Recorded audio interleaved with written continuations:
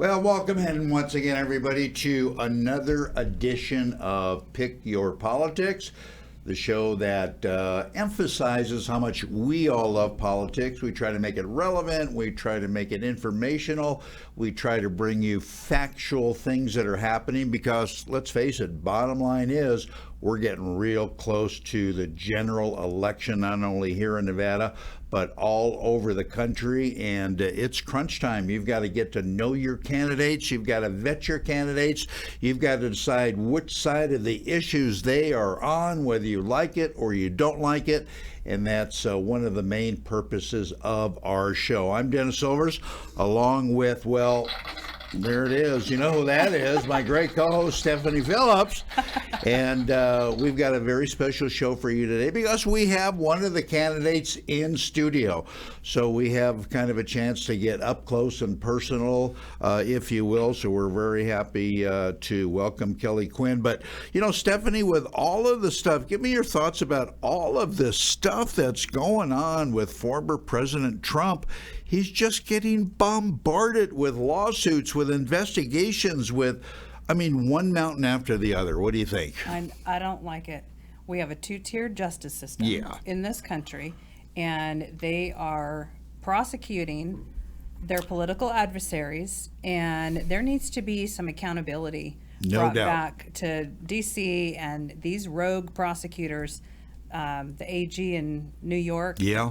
Out of control. Unbelievable. We have to stop this because it's going to kill our country. I mean, go after him. I get that. He's so used to that. I mean, he's been handling that for 5 years or whatever, but to go after the entire family about personal finances, don't you think it's kind of a stretch? Yeah, it's a big stretch. Yeah. And she vowed before she took office that she was going to get after him. Right. And this is all just a personal vendetta, in my opinion, and all of that needs to stop. And the timing is very interesting, as you know. She's up for re-election, and all of this stuff is coming down because of that.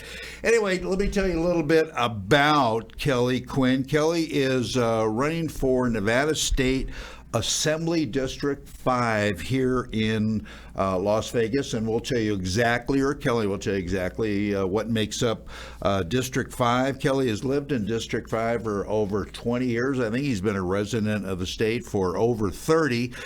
He has served as a first responder for 2.5 decades in EMS, fire, and also in the corrections arena. We'll ask him about that. That's going to be interesting. He's also a small business owner. Kelly's platform as an assemblyman are a couple of very interesting topics that are important, I know, to Stephanie and I. Refund law enforcement, responsible fiscal policy, public school education, and human trafficking, which we will get into also. So without further ado, let's welcome Kelly Quinn onto the show. Glad you made it in person, my friend. Thank you for having me. Glad to have you. Let's kick it off in saying, for all of the people that are viewing and listening, where the heck is District 5? I know they redrew District 5 very recently. Where is it? What's it comprised of? And about how many people are you looking at? So it's in the Spring Valley area, but the extreme borders are from Alta down to Russell. Okay. And almost Rainbow up to Hualapai. Okay. And there's roughly 70-some thousand people that live there, and there's 42,000 registered voters there. Okay, so you're knocking on a lot of doors, I assume. Absolutely. And just not enough time in the day to get out there. But Yeah. yes, knocking on doors, making calls, trying to make contacts, getting in front of people, getting in front of people like here, and that all helps. When you're out knocking on doors, you and your team, and you get to talk to the residents of that district, and you give them your pitch, so to speak, for lack of a better term, what's the commonality of things that they're interested in? They go, Kelly, I need you to do this, I need you to do that. The main thing right now is the economy.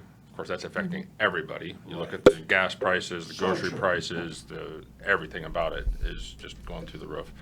As a realtor, also the housing market is going through the roof, and the rental rates as well is getting very expensive for people. Jobs are another issue that go into the economy.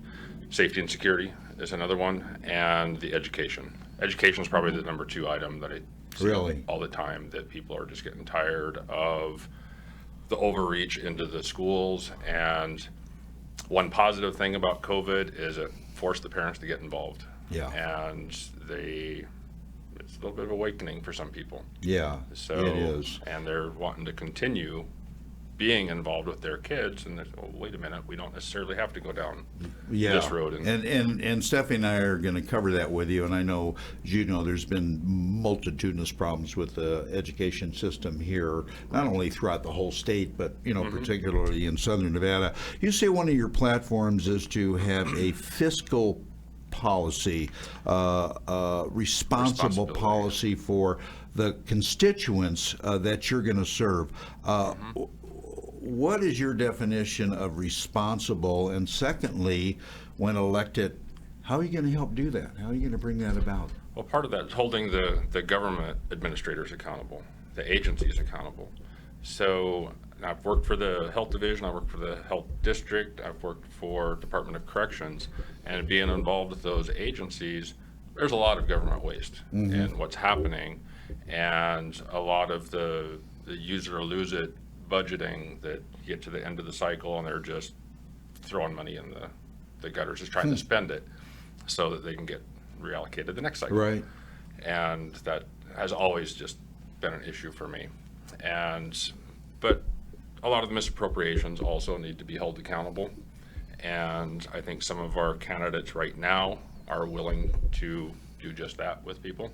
And I'm one of them that want to push for that as well. Right. That we need to hold, especially the administration on these, they need to be held accountable for that. Yeah, totally agree. And if we need to modify statutes to make that happen, then Let's do we it. need to do it. Yes. Totally agree.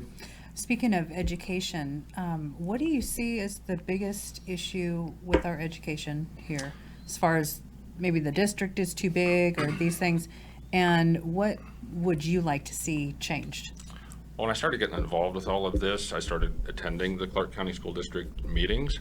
Now, I've got 2 of my own kids that came through the entire system here from kindergarten and then up partway through high school. We've always ranked in the bottom 5 for 30 years. And we need to address that because we keep throwing money at it and throwing money at it. And it always seems to get caught up in the administration. None of it's making it to the classroom. So that part of it, part of the accountability is holding the school district accountable for how they're spending their money and where it's going. When I started getting involved with it and realizing the critical race theory training that was being forced into the classroom, and most recently the sex education or sexuality training down to the kindergarten level, that has no place beyond there. I compare that to my job as a corrections officer. I deal with inmates that have issues with that, and that's how they're grooming their victims.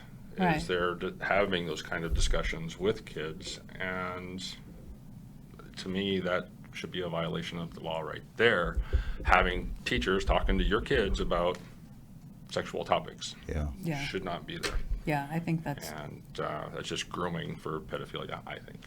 So that's an area that I've learned that is just way out of bounds. yeah, I agree. So. I agree. As far as public safety, and I know people are worried about crime because crime is up all over town. Yeah. And in all areas. And what can you do? What laws would you like to see changed that maybe, rein this in a little bit and have us a little tougher on crime? Well, I believe it was AB 3 of the special session in 2020 that increased the threshold for a felony to $1,200. Why? Yeah. And so now that just encourages more crime to be committed. There's no accountability. Many of the customers that I see on the inmate side is there's very little respect for anybody or anything, especially with these youngsters that are coming in. And if we can reach them in the school system and get them involved, keep the family unit together, keep the father figure together, and that will in turn decrease some of the crime statistics also. And but if there is crime, they need to be held accountable for those. Yeah. I don't think the penalties are stiff enough, because Not these at people all. go into Right. the store and they load up a bag of goods And they're gone. and they walk out the Yeah, door I know. and no one does anything about it. It's And- unbelievable. And company policy is that their security staff can't chase them out the Can't door chase them out. either, Let them so- go. We don't want the liability of somebody Yep. turning around and shooting you. You know, we've got Right. insurance for that, but it's ridiculous, you know. Mm-hmm. And a lot of people, I wish I could go after that guy with with a pipe or whatever. But our did law- you ever think that we would be talking, Stephanie, about school safety? Kelly, did you ever think you'd seriously? Because I'm concerned for my kid's safety when he's going to school here. And teacher safety as well. And Right. teacher Job safety. And, on the east side, when we had the teacher that was raped in her classroom many months ago. And where's the accountability for that? And, teachers, schools, students on school grounds, being chased out Right, of the yeah. schools also, even in the streets. It's just incredible. Kelly, do you think or agree with the fact that the Nevada legislature is biennial and that we have term limits here? I think we should have term limits, absolutely. Okay. Across the board, the federal level as well. So right now we have the 4 terms for assembly. And my opponent, she's been there 6 years so far. And I don't think she's represented the district well. I don't think she's represented the state well in her 6 years in office. And I intend to change that. Is that a problem with I say, local legislators, people that are running for assembly or even Senate or whatever? They focus too much on the big picture Nevada, which is important, but they don't give enough emphasis to your district and what the people there want. Right. How are you going to change that? I think we need to get out locally and get into the parks and the houses and living rooms and talk to people. I'm encouraging people, if you're having a barbecue or a get together in your cul-de-sac where you're going to be there for an hour or two, invite me over. I'll be glad to come over and spend 10 minutes and 10, 15 minutes, hear what your issues are, discuss them from my point of view, and discuss it how we can address it at the legislative level. Okay. Well, you just want to eat and run. That's I good. mean, I know you. Yeah. And I would do the same darn thing. Okay. Give me a rib. You and- always want food Yeah. wherever you go to the event. That's your first question. What food are we going to have? But yeah, we need to get out in the local Yeah, level. yeah. So, Can you explain to the folks what a BDR is and how many you get and what are you going to be yours?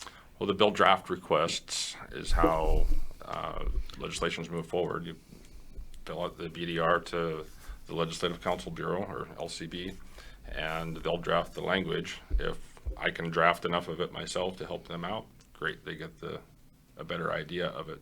Otherwise, they have to try to interpret what the request really is.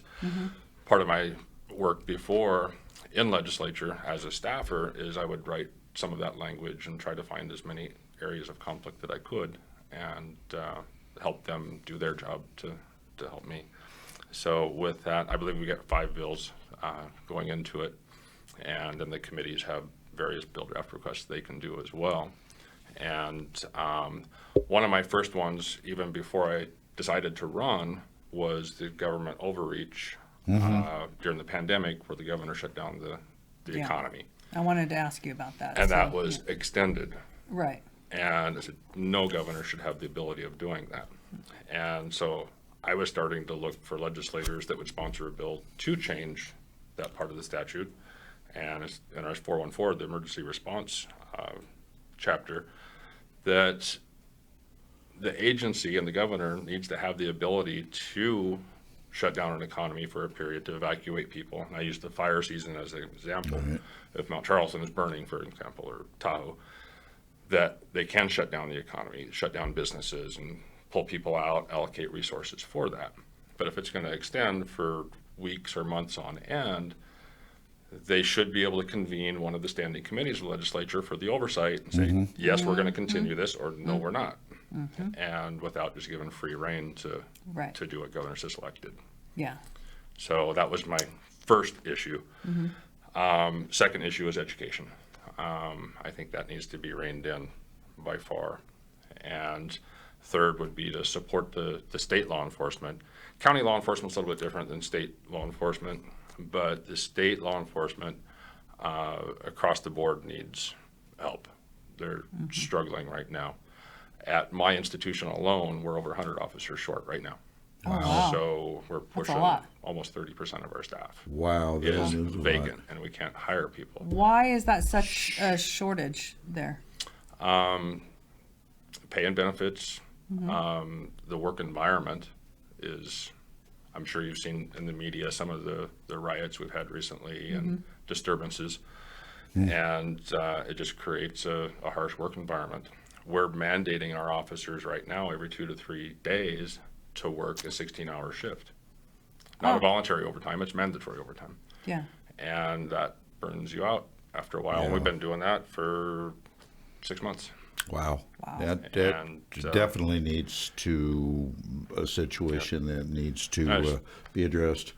Talking to the sheriff the other night, and or sheriff-elect, and all the agencies are having the same problem. Yeah. And nobody wants to be a cop anymore. It's tough. It's Well, they're tough. getting a bad rap across the country. And, Totally. The last few years with all the riots and since George Floyd and all of that, they've taken a beating. Right. Yeah, they're totally taking a beating. Kelly Quinn is our special guest here on this edition of Pick Your Politics. He's running for District 5 for Assembly in the state of Nevada. What do you guys do? I'm saying when elected, you meet every other year, 60 days or whatever. You make $1.50 a day or whatever. What do you do the other year when you're not in session? As an assembly person. As an assemblyman, I'm still out in the district representing the district. Okay. By far. Nevada's considered a part-time legislature, but I in no way consider the position a part-time position. You're there to represent the district over a 2-year period. And granted, you're only meeting for the 4 months, but you have to be out in the community. And again, there's the standing committees that continue to meet occasionally. Right. So you're doing that as well, and you need to represent. Yeah. It's a full-time deal. It is. I want to go back to the emergency powers and the governor during COVID and all this. All these people were deemed non-essential. Your business didn't count. You needed to close your business, but you're trying to earn a living for your family. So every business is essential. Absolutely. For that person. So what would you do had you been in office at that time? As a legislator, I would be trying to hold the governor accountable and calling the standing committees together and say this can't happen. I'd be contacting the local sheriff to say, or sheriffs throughout each of the counties, and saying you have some authority to stop this.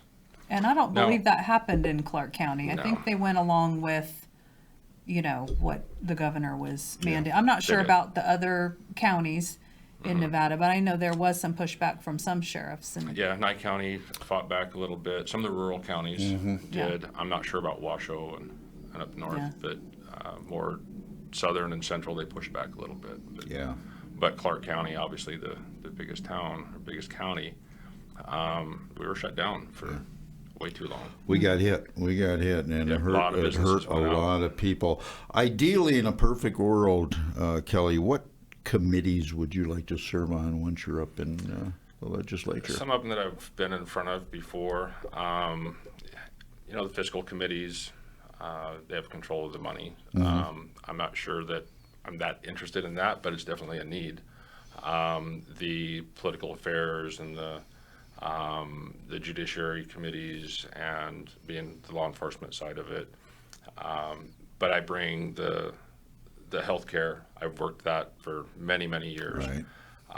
Both as a responder and as a regulator, and some of my past work history is the healthcare issues. So I'd want to be in a position where I could bring that to the table. The law enforcement, judiciary, I think I can bring something to the table there. And fiscal, just in the oversight of it, would be an area to represent and bring some accountability to it. And seeing the inner workings more of the agencies throughout the state, I think that needs to have an eye on it. How much actual interface do you have with the governor once you're up there? I would think it'd be fairly limited, but depending who is the governor. Right. Good point. I think if Lombardo wins, then we'll have a lot more access than we would if Sisolak were to win. Yeah. And but that relationship has to be there between the governor and legislature. Totally. Just the same. There needs to be give and take both directions. Yeah.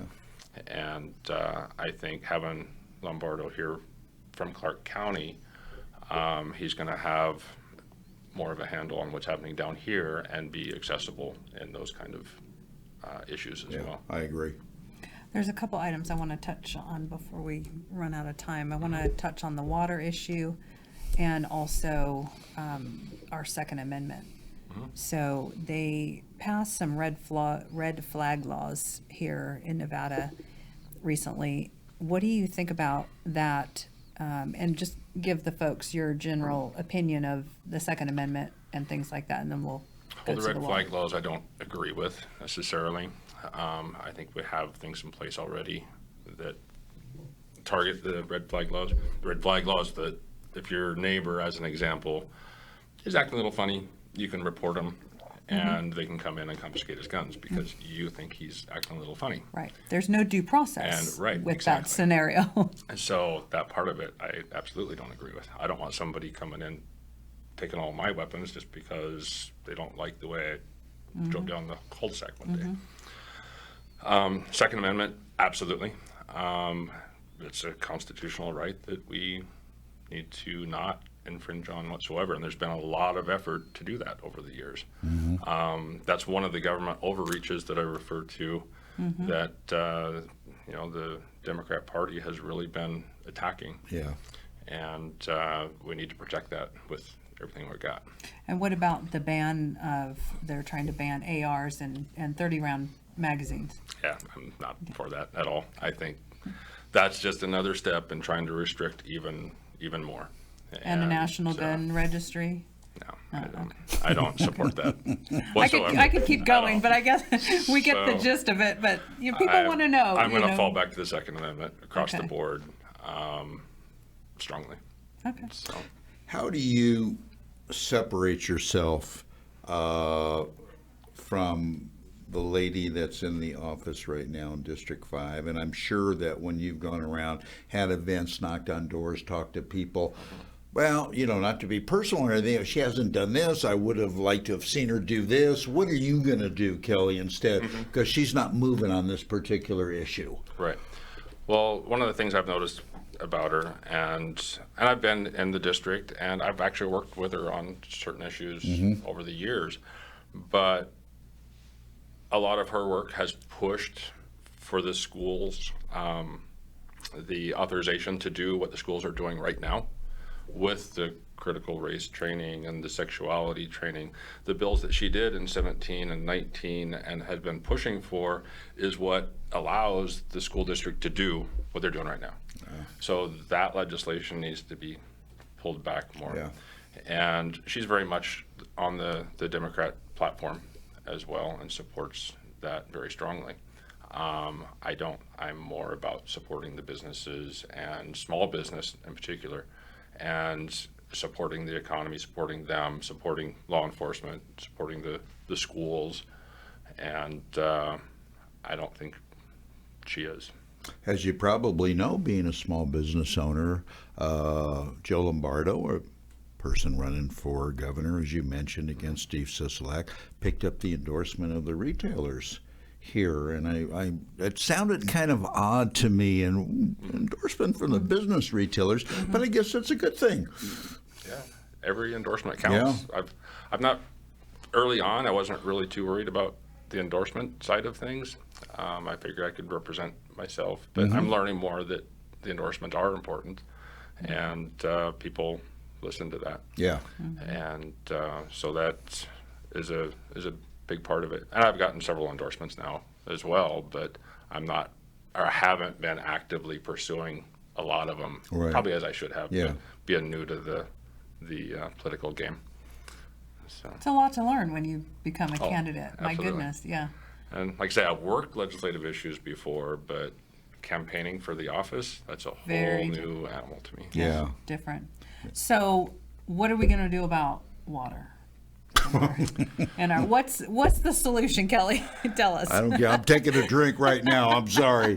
One of the things is getting the water rights from the LA Water District. LA Water District actually has more water rights than we do. Yeah, they take a lot. And they've negotiated that years ago. I think getting some of that back is vital. And doing some of that, I've always thought about the desalinization plants from years ago. I used to work in the environmental industry before EMS even, and that was coming up back then, is why are we not negotiating with California to either build the plants there and get the water rights back into the river, or do something on that regard. The Las Vegas Water District has done a lot of good things as well with the conservation efforts and watering and landscape and all of that. But I think if they're going to do that, they need to make it applicable to everyone, not just a select few. Right. But I think the main thing is negotiating the water rights, though. I think the Finding feds alternatives to that. are having to step in because the states can't come to an agreement. So Right. I believe a couple weeks ago they're going to step in now. Yeah, and they're see at a what they loggerhead, can- so they need to step in, but it's very, very important. And I don't think the solution is taking the water out of the rural counties either. So I know there was an effort years ago to take water out of Nye County, in particular the Amargosa Valley, and I don't think that would have been right. Likewise for Lincoln County. Yeah, I agree with you. I agree with you. We'll find a way. Let everybody know how they could get a hold of you, your website. You have any events coming up? You need some volunteers. Of course, it's expensive to run a political campaign, and people need money. I mean, that's the bottom line. So let everybody know where they can get a hold of you and help you if they'd like. My website is quinn4nv.com, so QUINNFORNV.com. My phone number, I'll be glad to talk to anybody, is 702-806-7838. And we've got several events. We're out walking just about every morning right now. Oh, yeah. I was out this morning as an example as well, hitting doors. And anybody that's willing to help go out and pass out a few flyers, knock on a few doors for me, it'd be greatly appreciated. Yeah. We've got a lot of doors to hit still. So, or any events, barbecues like I was talking about before, Right. that I can show up, and some of the other candidates are willing to do the same thing. And we're all kind of working together the best we can to get our name out there. Do you have So- some events coming up that you can? There's one coming this Saturday. It's at the Battlefield. I don't have the exact thing, but it's Saturday. It's at the Battlefield gun store down right behind the Circus. Okay. Oh, okay. And there's all the candidates are going to be there for kind of a meet nice. and greet event. Oh, and that's what time does that start? I want to say it's 2:00. 2:00? But I have to verify. And what social media accounts? Where can people find you on social The media? Facebook, I got Facebook, okay. Quinn or Kelly Quinn for Assembly 5. Kelly Quinn, obviously that's my personal one. Right. Those go hand in hand. The Quinn 4NV is on the Instagram. all of Instagram. those. Are you on Twitter? too? I am. Same Okay. thing. Yeah. All right. Quinn for NV. Yeah. I'm still learning to make them all work together, but they're Not there. easy. It's a lot. Yeah, it's a lot. a lot to learn there, It too. is a lot to So- learn. Last question before we shut it down. You know, what kind of food they serving Saturday? We may show up. See, I told you, it's all about Right, that food, Kelly. no food, he's not going to I come. think it's the barbecue events. Okay. It's other I think Stephanie organizations and I that are. just may show All up. right, we'll and go. We'll go. We'll go. Yeah, she But we'll she be makes. there. We'll have a table and tent and all that All stuff. right. Oh, that's great. Handing out flyers. That's great. Yeah, Anyway, so- thank you for coming on. Stephanie and I wish you the best of luck in the campaign. I know it's a toughie, but anything that's worth having is tough. Yep. You know what I mean? So we Certainly wish you appreciate best, and if anything Steph and I could do to help you, let us know. Very good. Let us know. All right, that's going to wrap it up. Another edition of Pick Your Politics. For Stephanie Phillips, I'm Dennis Silvers, and remember, vet your people, and more importantly, get out and vote. And we'll see you back same place, same time next week. So on behalf of everybody, so long. See you later.